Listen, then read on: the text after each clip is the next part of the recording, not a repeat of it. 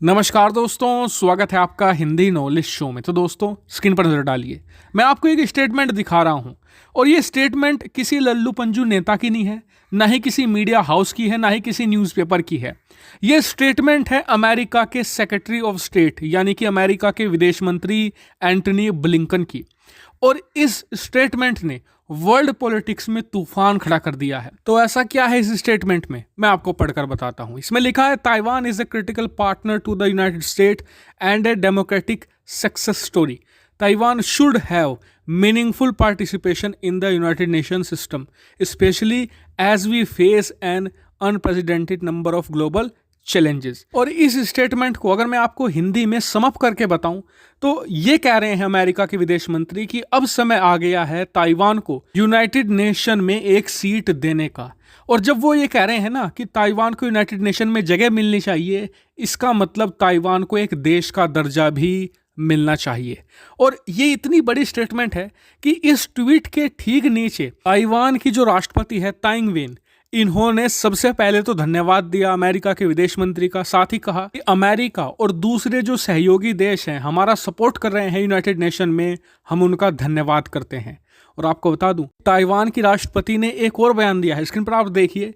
यहाँ पर बयान में उन्होंने कहा है कि हमें पूरा भरोसा है, पूरा फेथ है अमेरिका में कि अगर चीन ने हम पर अटैक किया तो यूनाइटेड स्टेट हमारी सुरक्षा करेगा, हमारे आइलैंड को बचाएगा अमेरिका। और ताइवान ऐसे बयान इसलिए दे रहा है क्योंकि उसके हौसले बुलंद हो चुके हैं। और इसका कारण है, अब से 4 दिन पहले अमेरिकी राष्ट्रपति से पूछा गया एक सवाल। दरअसल अमेरिका में ही अमेरिकी राष्ट्रपति से एक सवाल पूछा गया था कि अगर कल को ताइवान पर चीन अटैक कर देता है तो क्या अमेरिका यहाँ पर बचाएगा, क्या अमेरिका ताइवान के लिए युद्ध लड़ेगा चीन से?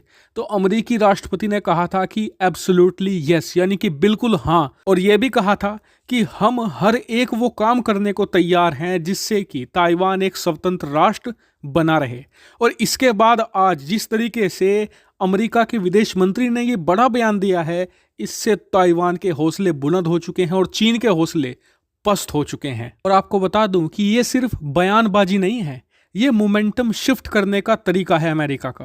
क्योंकि अगर आप आपसे एक हफ्ते पहले तक देखें ना, कोई भी देश ताइवान पर बोलने को तैयार नहीं होता था, सबको चीन से डर लगता था। लेकिन अमेरिका ने ये बयान देकर दुनिया को ये साफ कर दिया है, साथ ही भरोसा भी दिला दिया है कि आप ताइवान पर खुलकर बोलिए, अमेरिका आपको प्रोटेक्शन देगा, आपको चीन से डरने की जरूरत नहीं है। ऐसे में अब दुनिया के दूसरे देश भी धीरे धीरे करके ताइवान के पक्ष में बोलना शुरू करेंगे।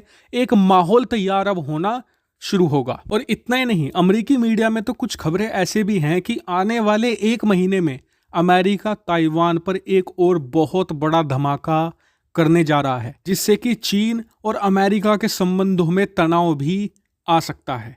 हालांकि ये क्या कदम होगा, इस पर अभी कोई क्लियरिटी नहीं है। कई लोग ये कह रहे हैं कि अमेरिका के अंदर जो ताइवान के काउंसलेट है, जिन्हें अभी ताइपे के नाम से जाना जाता है, उन्हें ऑफिशियली ताइवान नाम दिया जा सकता है।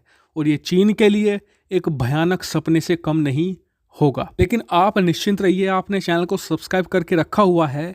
जैसे ही इस पर कोई बड़ी अपडेट आएगी या कोई बड़ी डेवलपमेंट होती है, मैं तुरंत वीडियो बना दूंगा और आपको पूरा मामला विस्तार से बताऊंगा आसान भाषा में। तो इसलिए चैनल को सब्सक्राइब जरूर कीजिएगा। फिलहाल वीडियो में इतना ही। Thank you very much for watching video.